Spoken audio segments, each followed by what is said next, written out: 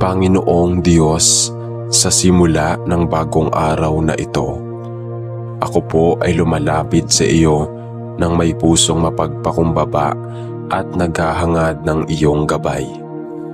Sa gitna ng mga hamon, mga desisyong kailangang gawin at mga daang hindi ko alam kung saan hahantong, ikaw lamang o Diyos ang aking tiyak na liwanag. Sa bawat takbang na aking tatahakin, sa bawat salita na aking bibitawan, at sa bawat gawain na aking sisimulan, hinihiling ko po na samahan mo ako, gabayan at itama kung ako man ay maililigaw ng landas. Panginoon, maraming beses po na ako ay nadadala ng aking sariling kagustuhan at pangarap. Ngunit sa dulo ng lahat, natutunan ko pong sa iyo lamang matatagpuan ang tunay na direksyon at kapayapaan. Kaya't ngayon, itinataas ko sa iyo ang lahat ng aking plano, lahat ng aking pangarap, at lahat ng aking kinabukasan. Pangunahan mo po ako, Panginoon, at huwag mo po akong hayaang maligaw sa mga daang puno ng tukso at kasinungalingan. Palakasin mo ang aking puso na maging handang sumunod kahit mahirap, at buksan mo ang aking isipan upang maintindihan ang iyong mga turo at paalala. Nais ko pong lumakad hindi ayon sa aking kagustuhan, kundi ayon sa iyong kalooban. Nais kong sumunod, Panginoon, hindi lamang kapag madali, kundi lalo na sa mga oras na mahirap intindihin ang iyong mga plano. Ikaw po ang aking gabay, ang aking ilaw, at ang aking lakas. Hindi ko po kayang harapin ang buhay ng walang iyong paggabay at pagmamahal. Amen. Aming Amang nasa langit, sa mga oras na ako'y naguguluhan at hindi ko na alam kung anong hakbang ang aking susunod na gagawin, ikaw lamang ang aking takbuhan at sandalan. Panginoon, dumaranas ako ng pagdududa sa aking sarili, sa aking mga kakayahan, at minsan maging sa mga daan na pinagdadaanan ko. Ngunit salamat po dahil ang iyong pag-ibig at gabay ay hindi nagbabago kailanman. Panginoon, sa gitna ng aking mga tanong at alinlangan, hinihiling ko po ang iyong karunungan. Palakasin mo ang aking loob upang hindi ako matakot sa mga hindi ko nauunawaan. Ipaalala mo sa akin na hindi ko kailangang malaman ang lahat ng sagot ngayon, sapagkat ang pinakamahalaga ay ang pagtitiwala ko sa iyo. Gawin mong malinaw ang iyong tinig sa aking puso at hayaang mong ang iyong mga salita ang maging ilaw na magtuturo ng tamang landas. Kung ako man ay magkamali, Panginoon, turuan mo akong makita ito ng may kababaang loob at ituwid mo ako ng may pagmamahal. Sa bawat pagkadapa, sa bawat pag-aalinlangan, sa bawat sakit, hayaan mo pa na makita ko ang iyong kamay na nakaunat, handang umakay sa akin pabalik sa tamang direksyon. Hindi ko nais na lumakad ng mag-isa, Panginoon. Gusto kong maglakad ng kasama ka at sa bawat takbang maramdaman ang iyong gabay at kapayapaan. Amen. O Diyos ng karunungan at kabutihan, narito po ako ngayon sa isang yugto ng aking buhay kung saan kailangan ko ang iyong maliwanag na paggabay. Marami pong daang bukas sa aking harapan, mga oportunidad, mga panganib, mga tanong na walang kasagutan, at aminado po akong ako'y nangangamba at nalilito. Hindi ko po alam kung alin ang tamang piliin. Kaya't ako'y lumuluhod sa iyong harapan, humihingi ng kaliwanagan ng isip at lakas ng loob na sumunod sa landas na iyong inilaan para sa akin. Panginoon, alisin mo po ang anumang takot o pag-aalinlangan sa aking puso na nagiging hadlang sa akin upang sundan ang iyong kalooban. Palitan mo ito ng kapayapaan na nagmumula sa tiwala sa iyo. Ipakita mo po sa akin ang daan na iyong pinili, kahit ito man ay mahirap, masikip o hindi popular, sapagkat alam kong kung kasama ka, wala akong dapat ikatakot. Hayaan mo pong ang bawat desisyon na aking gagawin ay maging kalugod-lugod sa iyo at maging bahagi ng mas magandang plano para sa aking buhay. Turuan mo akong makinig, hindi lamang sa ingay ng mundo, kundi lalo na sa mahina mong bulong sa aking puso. Bigyan mo ako ng mga tamang tao na magbibigay payo ayon sa iyong karunungan at tanggalin mo ang mga tukso na magpapalayo sa akin sa iyong plano. Sa bawat takbang ng aking paglalakbay, Panginoon, gabayan mo ako at iparamdam mo na ikaw ang kasama ko hanggang marating ko ang daan ng katuparan at kagalakan na iyong inihanda. Amen. Aming Amang mapagmahal, kami pong buong pamilya ay lumalapit sa iyo ngayon. Humihiling ng iyong gabay sa bawat isa sa amin. Panginoon, sa bawat desisyon, sa bawat plano at sa bawat pangarap na aming hinaharap bilang isang sambahayan, ikaw lamang po ang aming naisundan at pagtiwalaan. Hindi namin alam kung ano ang hinaharap, ngunit buo ang aming pagtitiwala na kung ikaw ang aming magiging gabay, hindi kami maliligaw ng landas. Ituro mo po sa aming pamilya ang kahalagahan ng pagtutulungan, pagmamahalan at pagsunod sa iyong kalooban. Sa bawat pagsubok na dumarating sa aming tahanan, bigyan mo kami ng lakas at talino upang maharap ito ng may pananampalataya.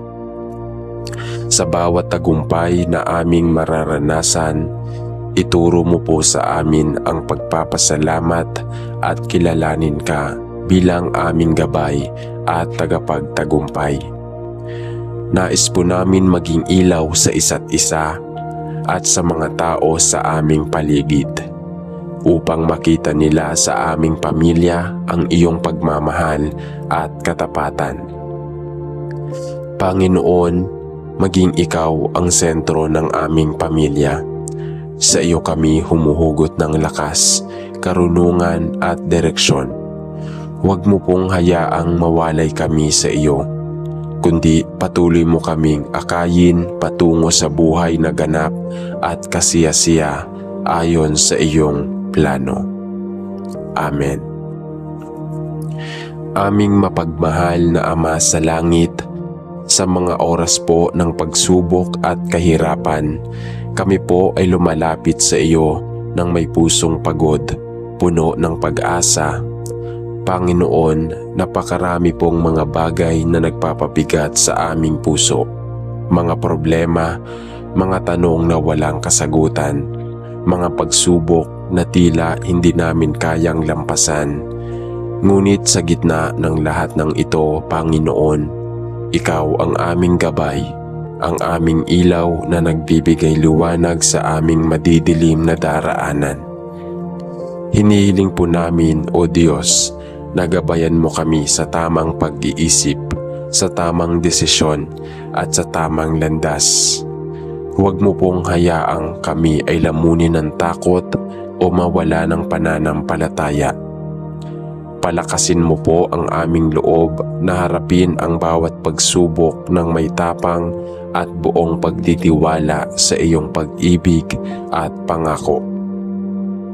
Kapag kami ay nadarapa, Panginoon, buhatin mo kami. Kapag kami ay naliligaw, akayin mo kami pabalik sa iyo. At kapag kami ay nawawala ng pag-asa, paalalahanan mo kami na ikaw ang Diyos ng mga himala at walang imposible sa iyong makapangyarihang kamay. Panginoon, itinataas namin ang mga alalahanin at sakit sa iyo sapagkat naniniwala kami na sa iyong paggabay makakamtam namin ang kapayapaan na hindi kayang ibigay ng mundo. Hindi man namin nauunawaan ang lahat ng nangyayari ngayon, nagtitiwala kami na sa bawat takbang na aming tatahakin, ikaw ang aming kasama at hindi mo kami pababayaan kailanman. Panginoon, Diyos ng aming mga pangarap at pag-asa, narito po ako ngayon, dala ang aking munting pangarap na nais kong maabot sa tulong ng iyong gabay at basbas. Alam ko pong hindi madali ang landas patungo sa katuparan ng mga pangarap na ito. Ngunit naniniwala akong kung ikaw ang aking kasama at tagapagturo, walang hangganan ang maaari kong marating. Panginoon, idinadalangin ko po na gabayan mo ako sa bawat desisyon na aking gagawin, sa bawat takbang na aking tatahakin, at sa bawat pagsusumikap na aking inihahandog. Ituwid mo po ang aking mga landas kung sakaling ako'y maligaw, at itama mo po ang aking motibo upang ang lahat ng aking ginagawa ay para sa iyong kaluwalhatian at hindi lamang para sa aking sarili. Bigyan mo ako ng lakas kapag ako ay nanghihina, ng tapang kapag ako ay natatakot, at ng karunungan kapag ako ay nalilito. Ituro mo sa akin na ang tunay na tagumpay ay hindi lamang ang pag-abot ng aking mga pangarap, kundi ang pagiging tapat sa iyo sa bawat yugto ng paglalakbay na ito. Panginoon, ipagkatiwala ko po sa iyo ang aking mga pangarap, sapagkat alam kong ikaw ang higit na nakakaalam ng pinakamainam para sa akin. Kung sakaling ang aking mga pangarap ay hindi ayon sa iyong kalooban, bigyan mo ako ng pusong marunong tumanggap at magalak sa plano mong higit na maganda kaysa sa lahat ng aking pinapangarap. Aming Panginoon, mapagpayo at mapagmalasakit, sa bawat araw na kami ay pinapaharap mo sa maraming pagpipilian, kami ay lumalapit sa iyo ngayon at humihiling ng iyong makapangyarihang gabay. Marami pong desisyon ang kailangang gawin, maliit man o malaki, na may kakayahang baguhin ang takbo ng aming buhay. Kaya't Panginoon, nais naming ilapit sa iyo ang aming mga plano at hilingin ang iyong karunungan upang ang aming mga desisyon ay maging ayon sa iyong kalooban. Panginoon, alisin mo ang anumang pagmamataas, pagkatakot o pagdududa sa aming puso na nagiging hadlang upang marinig namin ang iyong tinig. Turuan mo kami na huwag lamang umasa sa aming sariling pangunawa, kundi buong puso kaming magtiwala sa iyong gabay at direksyon. Huwag mo pong hayaang kami ay magpadalos-dalos, kundi bigyan mo kami ng puso na marunong maghintay sa iyong tamang panahon. Kung kami man ay humarap sa mga landas na tila maganda, ngunit hindi naman ayon sa iyong kalooban, Panginoon, itigil mo kami at ibalik sa daang iyong itinalaga. Nais naming maging matuwid sa aming mga pasya, maging matalino sa aming mga hakbang, at higit sa lahat maging tapat sa iyo sa lahat ng aming ginagawa. Aming Amang makapangyarihan, sa pagsisimula ng bagong kabanata ng aming buhay, kami po ay muling humihiling ng iyong gabay at tulong. Napakarami pong hindi tiyak, napakaraming pagbabago, at minsan nakakatakot ang mga bagay na hindi namin alam. Ngunit sa kabila ng lahat ng ito, Panginoon, Ikaw ang aming kasiguraduhan at aming lakas. Panginoon, buksan mo po ang aming mga mata upang makita namin ang mga bagong oportunidad na nagmumula sa iyo.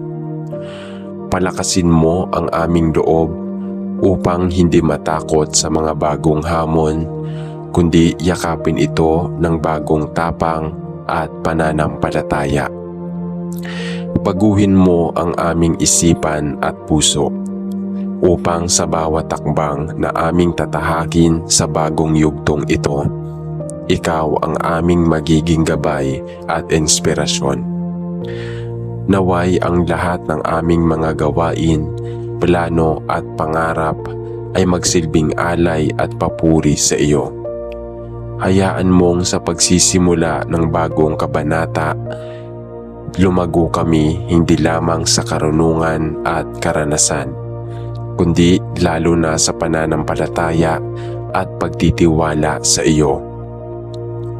Kahit hindi namin alam ang hinaharap, Panginoon, naniniwala kami na ang aming kamay ay nasa iyong makapangyarihang kamay, kaya't wala kaming dapat ikatakot.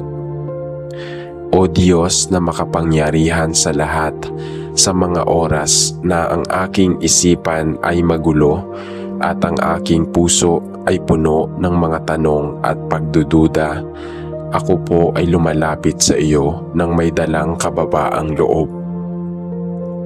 Panginoon, hindi ko po maintindihan ang lahat ng nangyayari. Hindi ko po makita kung saan ako patutungo, at minsan ang mga desisyon ay tila napakabigat upang pasanin ko mag-isa. Kaya't ngayong oras na ito, itinataas ko po sa iyo ang lahat ng aking kalituhan, ang lahat ng aking pag-aalinlangan, at ang lahat ng aking mga takot.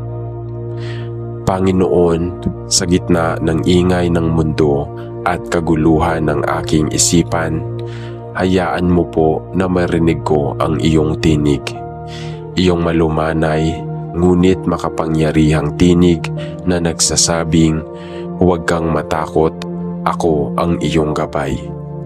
Palitan mo po ang aking mga pag-aalinlangan ng pananampalataya, ang aking mga takot ng katatagan, at ang aking kalituhan ng kaliwanagan na nagmumula sa iyo. Turuan mo po akong maghintay kung kinakailangan, kumilos kung kinakailangan, at tumahimik kung iyon ang iyong nais. Huwag mong hayaang umasa ako sa sarili kong pag-iisip lamang, kundi ituro mo po sa akin na sa iyo lamang ako dapat magtiwala, sapagkat ikaw ang may hawak ng lahat ng kasagutan na aking hinaharap. Panginoon, gabayan mo ako sa madilim na bahagi ng aking paglalakbay, at ituro mo ang tamang daan kahit pa ito ay mahirap o hindi ko nauunawaan. Hindi ko kailangang makita ang buong larawan, Panginoon, basta't alam kong kasama kita sa bawat akbang. Ikaw ang aking liwanag, ang aking lakas, at ang aking tagapagtanggol, ngayon at magpakailanman. Amen.